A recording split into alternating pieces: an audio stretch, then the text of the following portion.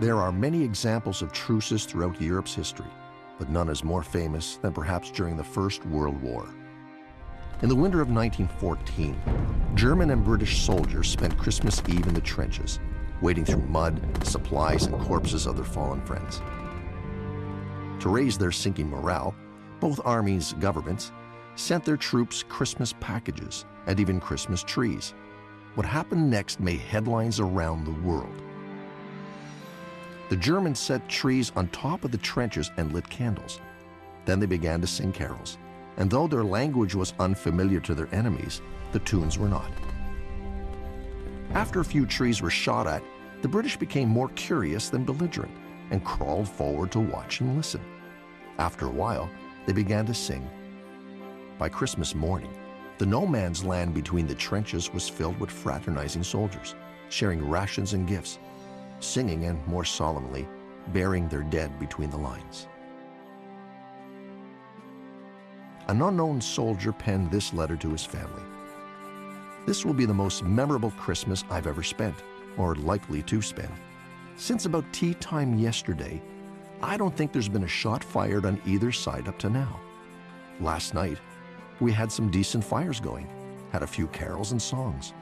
The Germans commenced by placing lights all along the edge of their trenches and coming over to us, wishing us a happy Christmas."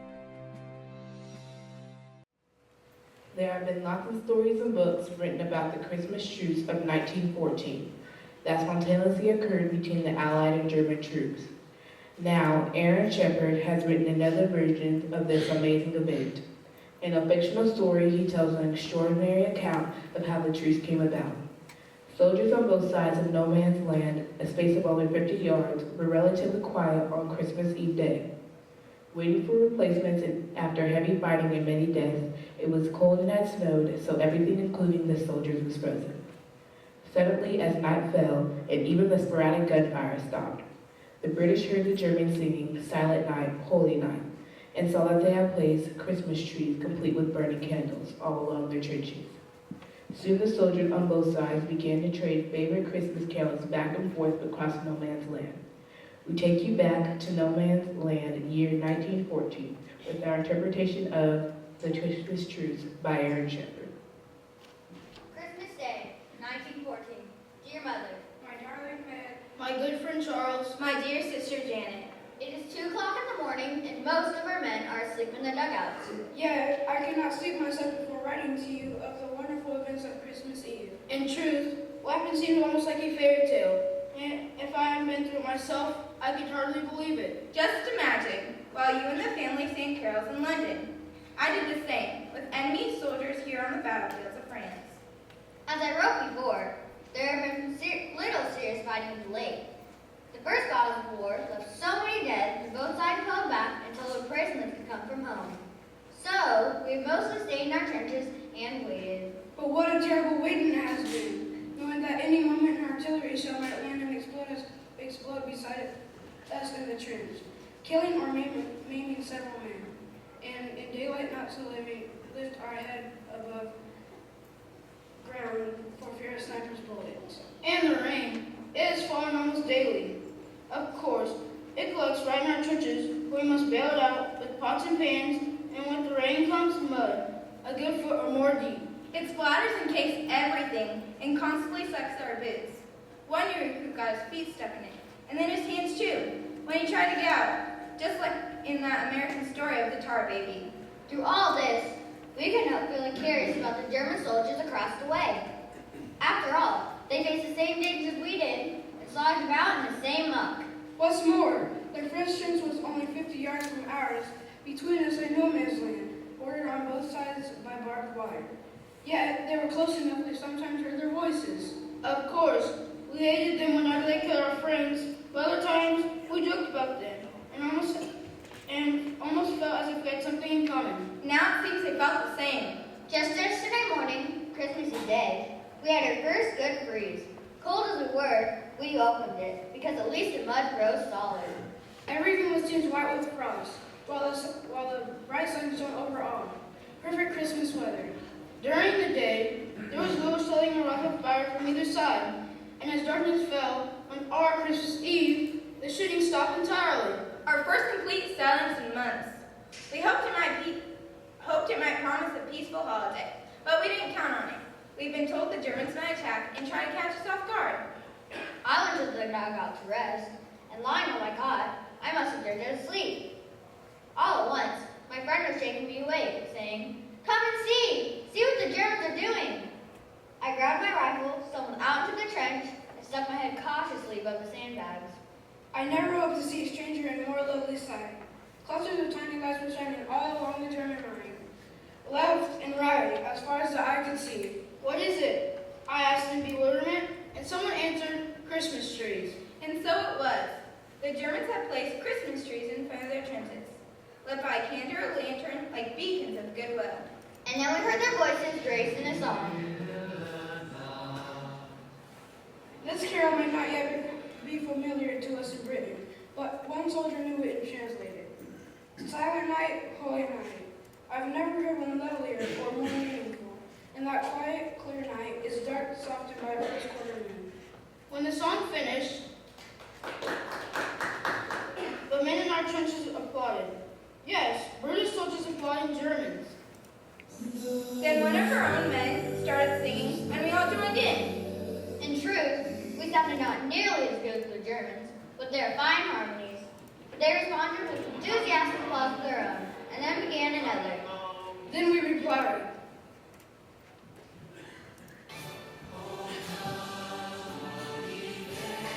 But this time, they joined in singing the words of Latin.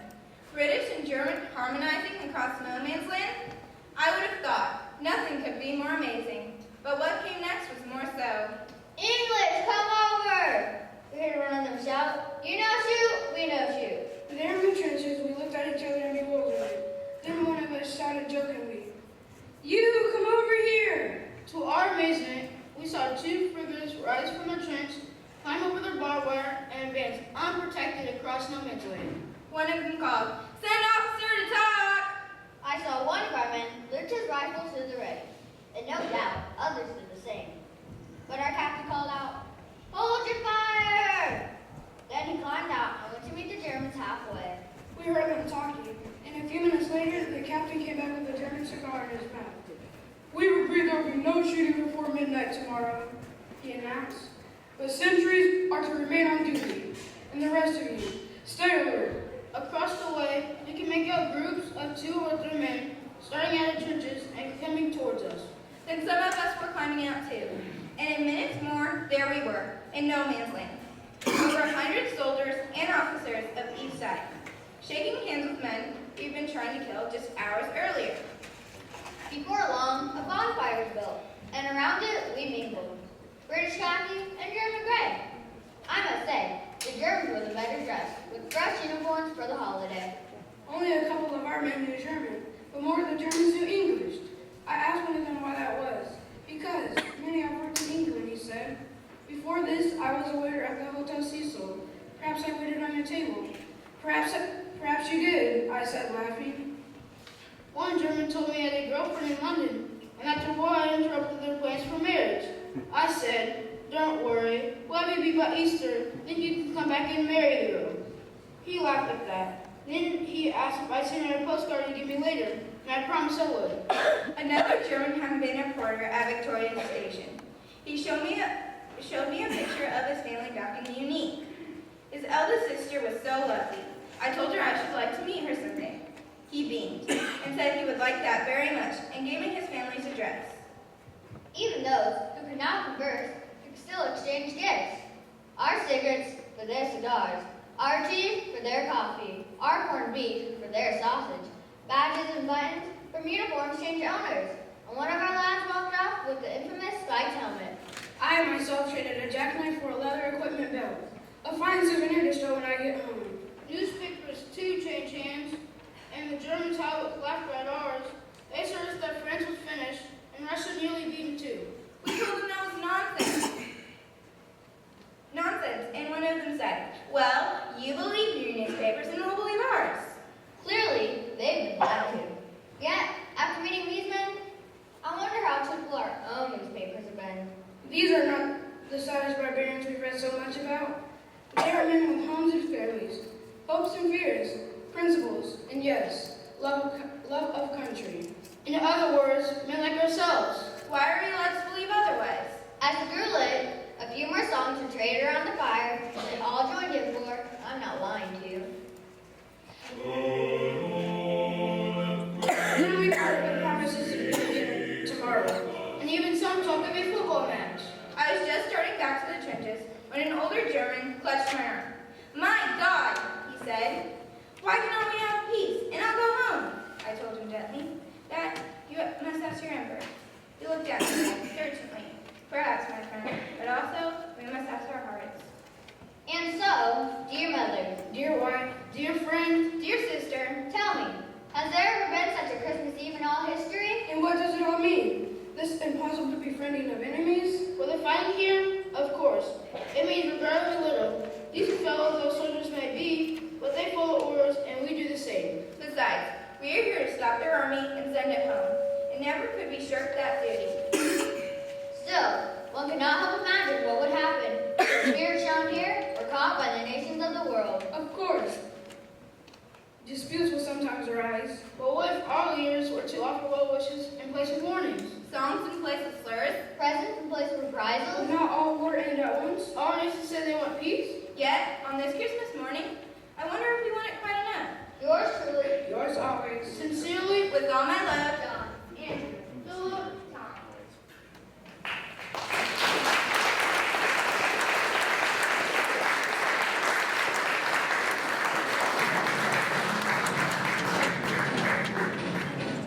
This next speech was written in 1987.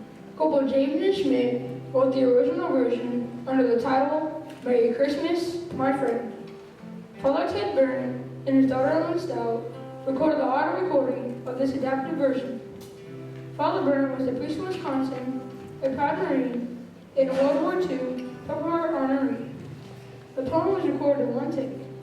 The recording received a National Achievement in Radio Award from the March of Dimes and continues to be played in radio stations across the country. Father Byrne passed away March 19, 2004, after being diagnosed with cancer.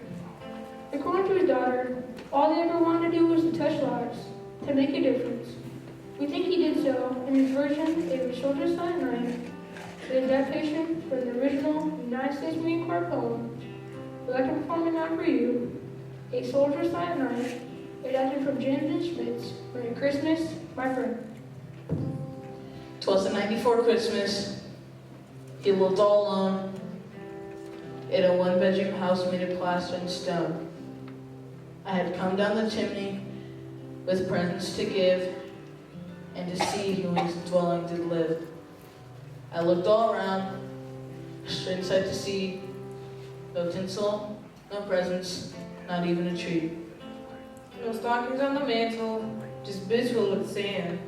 On the walls hang pictures of far distant lands. Medals and badges, awards of every kind. A sobering thought came alive in my mind. This house is different. For a start, a story. I had found from a soldier. I can see those clear. The soldier lay sleeping, silent, alone, curled up on the floor in one bedroom home. His face is so gentle, the room is such a disorder. Not all had pictured a United States soldier. Was this the hero who I just read?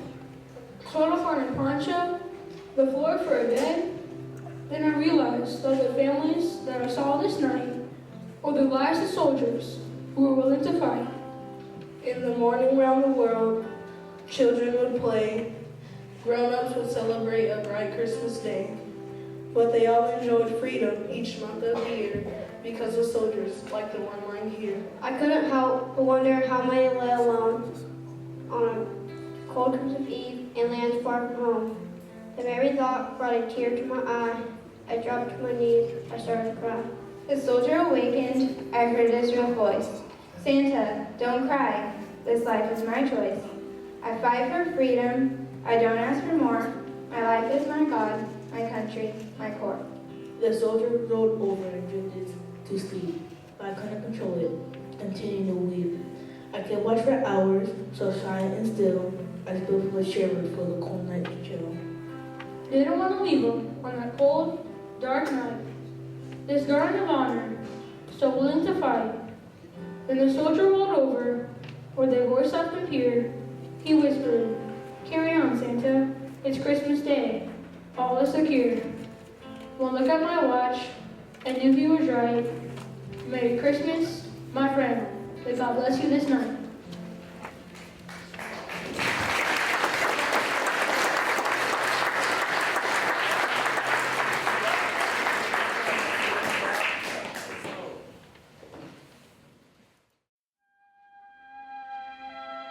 On September 11, 2001, the United States of America suffered the worst terrorist attack in recorded history. In an act of war, a band of 19 suicidal terrorists hijacked 4 U.S. commercial airliners and barbarically used them as weapons of destruction to bomb our own citizens. At 8:48 a.m., the first strike hit the northern tower of the World Trade Center in New York City. 18 minutes later, the second tower was hit. New York's bravest and finest had charged into the infernos. Each like a parent trying to save an infant child, fearlessly and without hesitation, they went headfirst into this new war zone in a valiant attempt to save their fellow citizens, people they didn't even know. Hundreds of them would perish in the attempt. Their bravery set the stage and pace for a remarkable series of events which would prove to the world the indomitable American spirit is not only alive and well, but stronger than ever. The poem, Met in the Stairwell, was written by Stacy Randall. Following September 11, 2001, written from the perspective of God, where God was, and what God was doing during the tragic moments of September 11, 2001. The original poem was placed on the family website and then circulated throughout the world via emails. On November 30, 2001, Bob Holliday, production manager for KFSH Los Angeles, read the poem over Mannheim Steamroller Silent Night. Bob's version found its way to hundreds of radio stations throughout the world and is currently available as an MP3 download on many websites. After securing a publishing deal, Stacy was encouraged to find a composer to write music that was more appropriate. She turned down requests from many well-known and established artists. In June 2002, Stacy chose Justin Copeland to compose the original music, who in turn contacted Steve Sneed to produce the song. Of course, Bob's voice was kept. He had become known as the voice of God. The song was retitled I Was There and released to radio stations in mid-August 2002. Our final selection for you tonight, I Was There by Stacy Randall.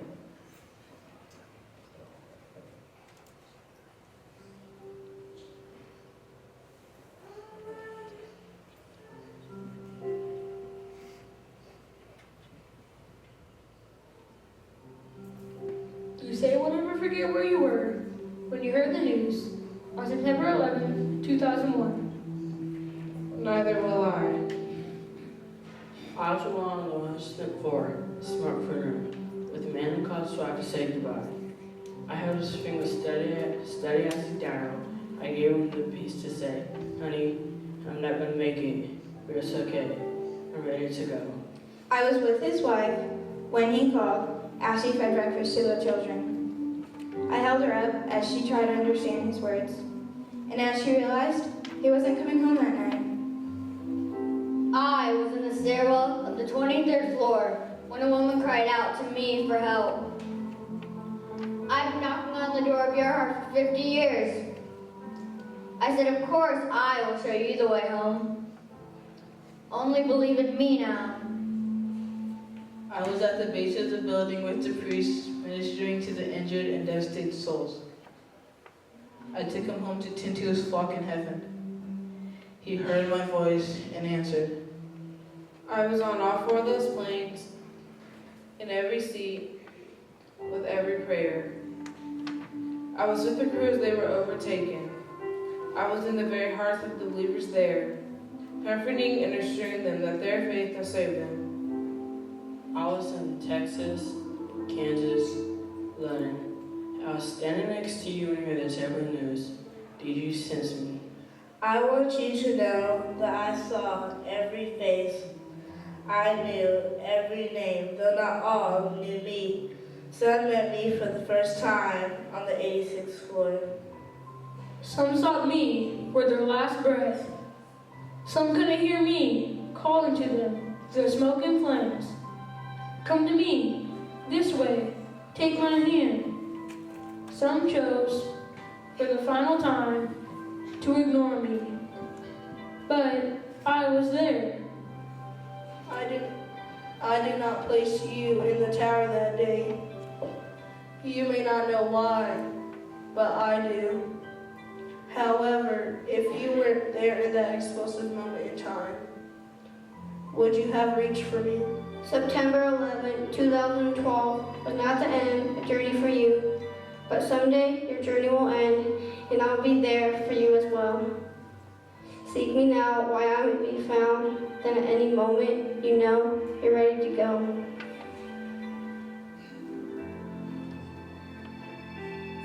I will be in the stairwell of your final moments. Remember, I love you. Remember, I love you.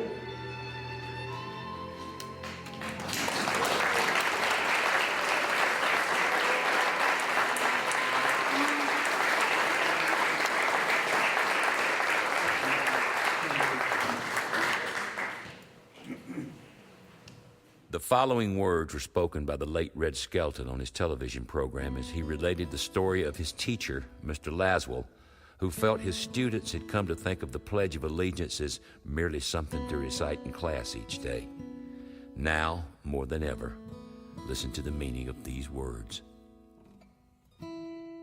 I've been listening to you boys and girls recite the Pledge of Allegiance all semester, and it seems as though it's becoming monotonous to you.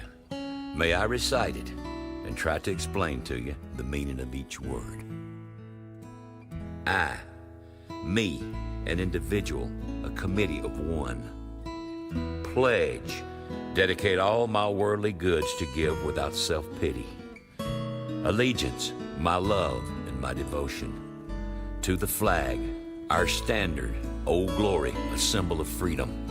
Wherever she waves, there's respect, because your loyalty has given her a dignity that shouts, freedom is everybody's job. United, that means that we've all come together. States, individual communities that have united into 48 great states, 48 individual communities with pride and dignity and purpose, all divided with imaginary boundaries, yet united to a common purpose, and that's love for country. And to the Republic, a state in which sovereign power is invested in representatives chosen by the people to govern. And government is the people, and it's from the people to the leaders, and not from the leaders to the people. For which it stands one nation. One nation meaning so blessed by God, indivisible, incapable of being divided, with liberty, which is freedom, the right of power to live one's own life without threats, fear, or some sort of retaliation. And justice, the principle or quality of dealing fairly with others, for all, which means, boys and girls, it's as much your country as it is mine. Since I was a small boy, 2 states have been added to our country, and 2 words have been added to the Pledge of Allegiance, under God. Now, wouldn't it be a pity if someone said that's a prayer, and that it would be eliminated from schools too? God bless America.